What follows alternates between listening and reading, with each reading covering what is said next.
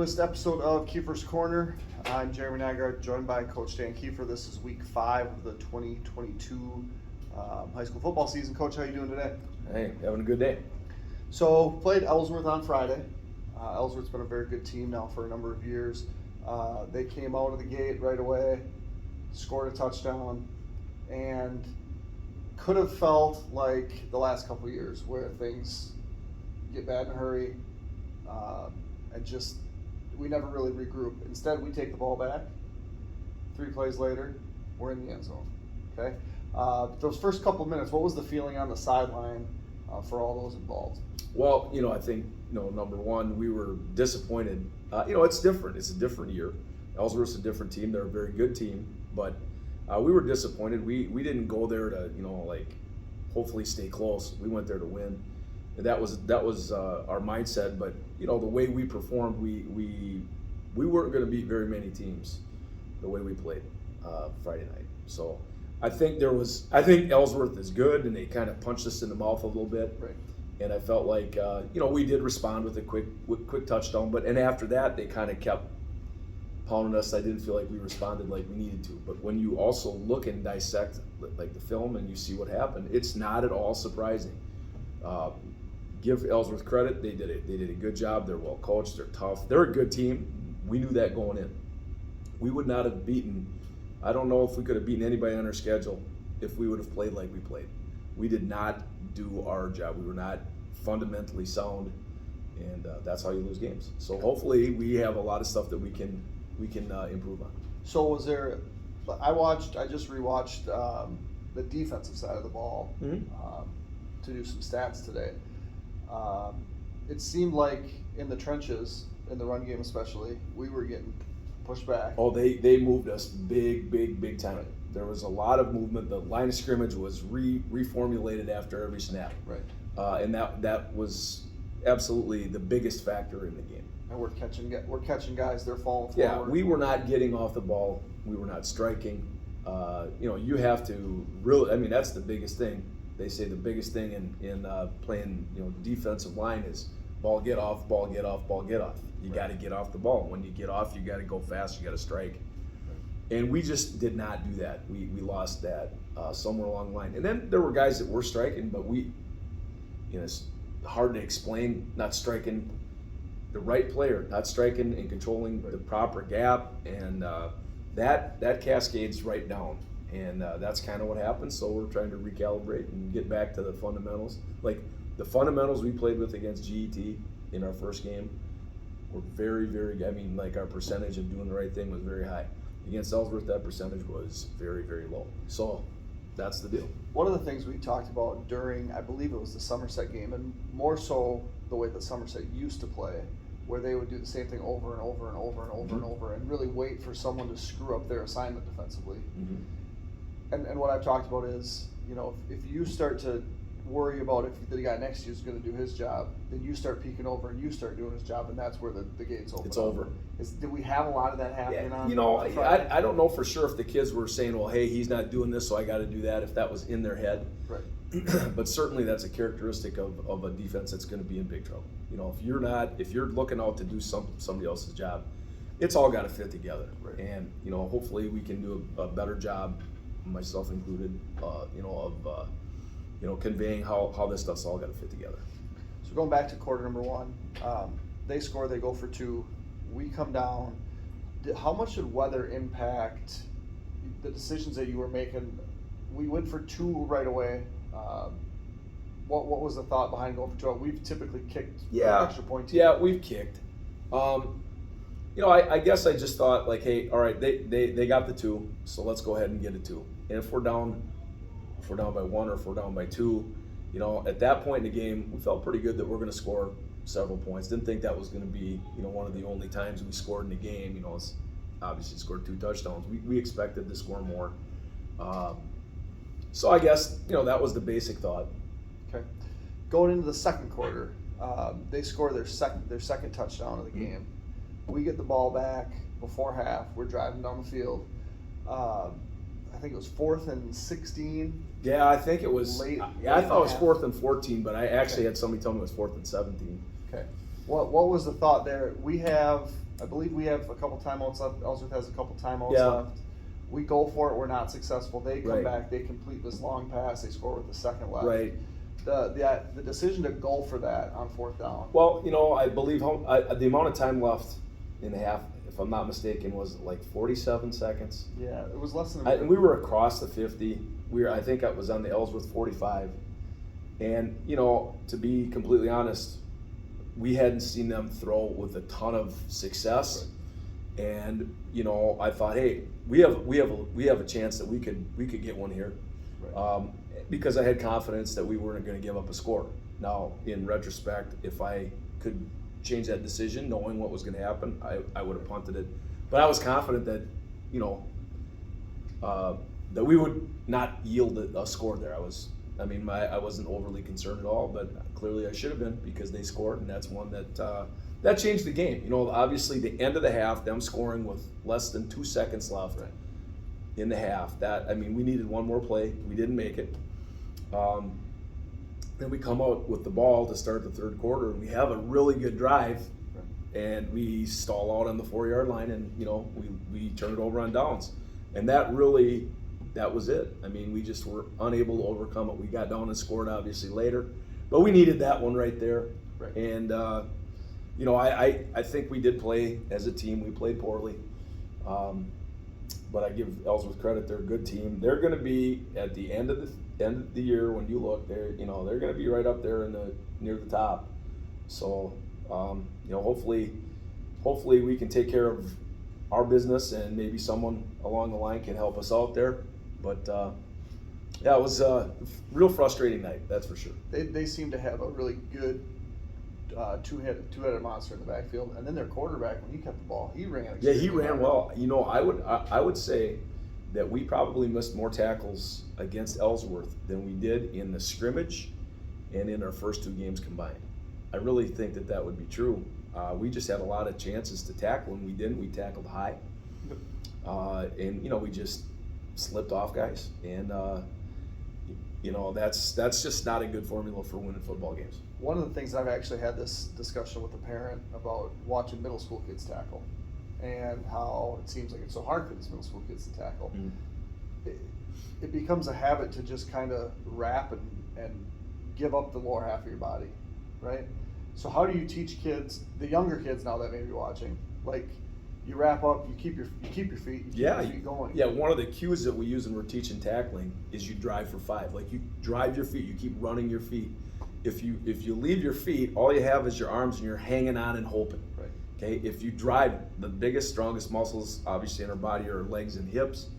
And if you stop using your legs and hips, you're not going to tackle people. So eyes on the thighs, wrap and squeeze, drive for 5, run your feet. Those are key cues that I think apply to high school football below and above. And I think the missed tackles were, from what I saw, usually kids trying to grab. We did some lunging. You slip off, especially yeah, we when lunged it's a wet condition. Lunged, tackled high. Our footing, we just weren't great. It's the same field for both teams. So right. There's no excuse for that. We got to be better prepared. We got to do a better job. Who do you think played well on either side of the ball? I thought actually Tyler Hare on the offensive line did some really good things, and I did think, although I don't know if this was a perception, our O-line protected pretty well. Now we gave up 2 sacks.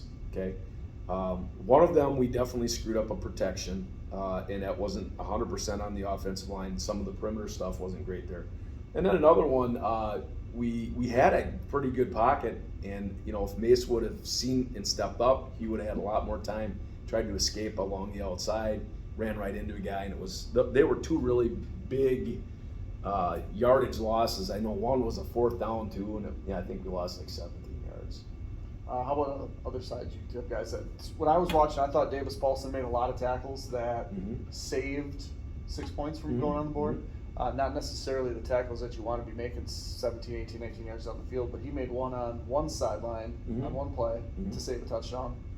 I think it was the next play on the next side, on the other sideline. Yeah. Just stuff like that doesn't necessarily show up as anything more than a tackle, but touchdown saving tackles are a Yeah, pretty big deal. you know, we had a lot of kids that played hard. I thought Davis had a pretty good game, but I would not be honest if I said we had anybody that really played good, because we did not. We did not play great. You know, we just weren't consistent. You know, linebacking keys. You know, you have to stay on your key, and you can't let your eyes wander. And we wandered a few times. On a jet sweep. Well, there were all kinds of of circumstances where we just like, hey, just believe your key and do your deal. And it's not any we got to go back to the drawing board. It's like, no, we got to do what we're supposed to do in the first place, and then we'll have a chance. And those things obviously can happen because I think I saw the play where the guy goes in motion and both backers aren't turning their heads, which that would not be coached to do ever. We don't do that. But if you got to have a guy get out the gate and all of a sudden you're worried, Mm-hmm. and then that's when things break down. True. Special teams. What did you think about special teams? Yeah, it was a game where we just didn't get to Davis did a good job kicking. Our kickoffs were good. We had some we just didn't have enough of them, to be honest with you. We didn't get a ton of opportunities in the field goal PAT because of how the game was kind of unfolding. I thought we punted the ball all right. I thought Colton Hush I thought our gunners did a terrific job. Sean had a great punt. We were backed up. And punting, maybe it was from his own end zone or close to it. I think. Yeah, he was in the end back zone, line, yeah, right. And he hammered a nice punt out, and then I believe it was Colton Hush that was gunning down the left side. And the kid caught it and he tackled him right there. So that was a big deal. Colton had one, and I think Ben Johnson. Had one too. Yeah, you're right. Yeah.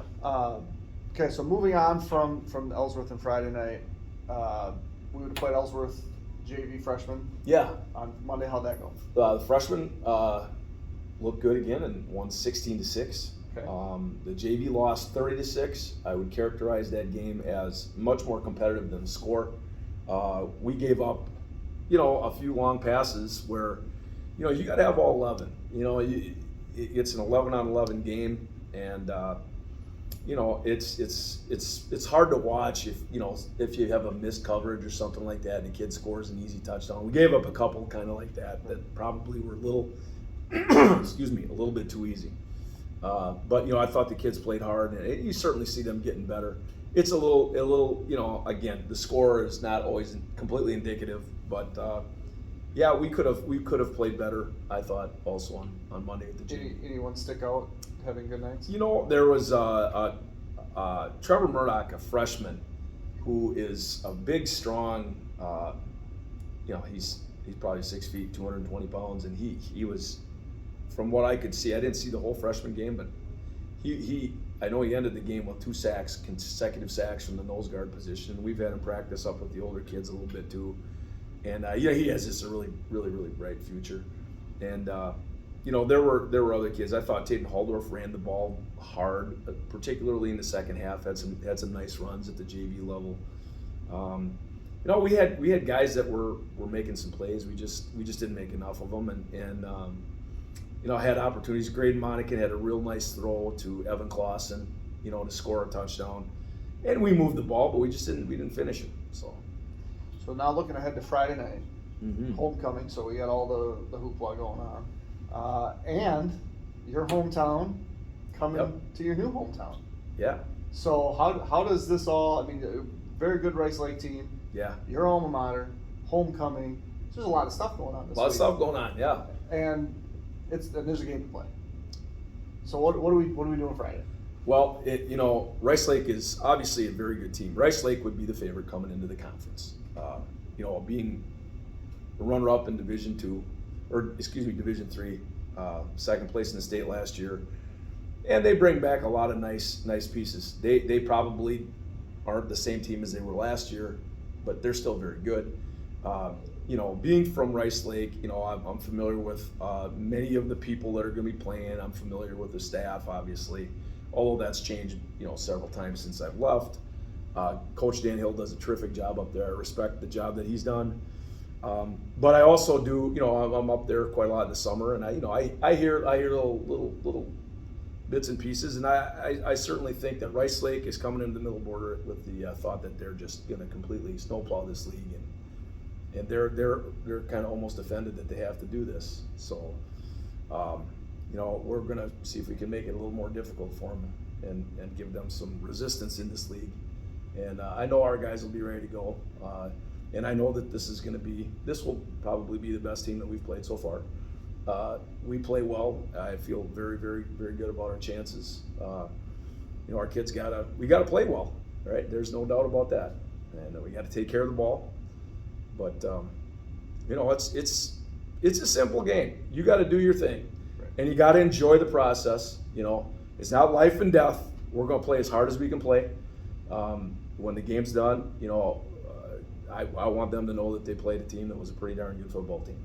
How does Rice Lake match up to what we've seen as far as a style offensively? Stylistically, I guess we really haven't seen anything quite like it. Now they're an option team where they're going to run, like Somerset used to run, the triple option, and they do some of that. That's not the only thing they do. They have a good passing game.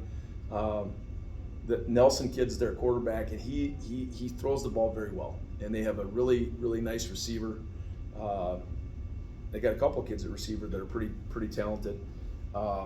They have a very good offensive line, very good defensive line. I mean, this is a good football team we're playing. They're gonna play in odd front defense, so we'll have a nose guard that we'll be looking at, and some 52 stuff or 34, whatever you want to call it. So they're fundamentally sound. They're going to do their deal, and we'll see. We scrimmaged, right. So both teams got a little chance to see what the other team does. So that benefits both teams to a certain extent. So we'll see. But it's a good team. They're going to be tough on D. We know that for a fact. I would say that their defensive front is very, very solid. They're very good at linebacker. And it will definitely be a challenge, but then again, we have some kids that are capable of playing a lot better, and we play what we're capable of playing. It's gonna be a lot of fun Friday night. And I think, and I don't know exactly what Rice Lake has as far as their basketball players and their football players playing those sports, but a number of these guys that are playing football mm-hmm. for the Blackhawks beat Rice Lake in basketball this winter in our place, mm-hmm. and so that's got to help the psyche a little bit when it's like, we lined up against these guys on the court and beat them. We'll just do it on the field now. Well, I think every time you have another sport and you have an experience like that, it helps. It absolutely helps. When you have success in whatever sport that might be, I do think it bolsters confidence. And I really do expect us to, let's show what we can do. And we really didn't do that, I don't think, at Ellsworth. Again, give Ellsworth the credit. Because they took it to us. They physically got after us. I can't imagine us playing much worse. So I think people have a bad taste in their mouth, and I think we're really excited to get it going Friday night up here at King Field. Speaking of bad taste in mouths, after the game Friday, Badgers Saturday, mm-hmm. and then Packers Sunday. Yeah, it's a tough weekend. It's the worst weekend you can have. For me personally, whenever you lose a high school game, that bothers me. I don't usually sleep great that night, and I get up early Saturday. So you're just kind of you're a little grumpy and you're a little tired, and the Badgers lose. So that was probably the low point. Then I got a good night's sleep Saturday night. Sunday morning, I had turned the page and felt a little more, more positive outlook on the world, and had a better understanding of really what had gone wrong Friday night. That helps. And then the Packers, that was pretty frustrating. And that did it feel like it was over quick? Like after Watson drops the pass, was the game? I mean, it felt to me like, well, it's going to be tough for the Packers to come back from that one. I didn't think that. You felt better longer? No, I mean, the good news is look at that kid run. I mean, He's going to get better. I mean, watch him week 17 compared to week 1. I think it'll be a little different story. I'm still confident in the Pack. Like last year they looked terrible. Maybe they got to look how they do their preseason, because last year they got curb stomped 41-3 by the Saints. Right. They turned out okay last year. I would expect a similar thing where they'll bounce back. We'll see. We'll see what happens. But I am a little concerned about the health of that O-line, because let's get Bakhtiari and Jenkins back in there because that Jake Hansen looked like he had his hands full and then some against the So Vikings. we got Blackhawks hosting Rice Lake Friday night. Mm-hmm. Badgers doing what this weekend? Starting conference New play? Mexico State, I think. New Mexico State. So that's it got to be a home game. That's a home game. And then Packers Sunday night, hosting the Bears or at I think the Packers are hosting the Bears. So maybe 3 wins this weekend. Then you'll sleep great every night. I'll sleep good every night. That'll be great. Why don't we do that? All right. Thanks, Coach. That was Coach Keefer with Keefer's Corner. We'll be back with a new episode next week. Thanks for joining us.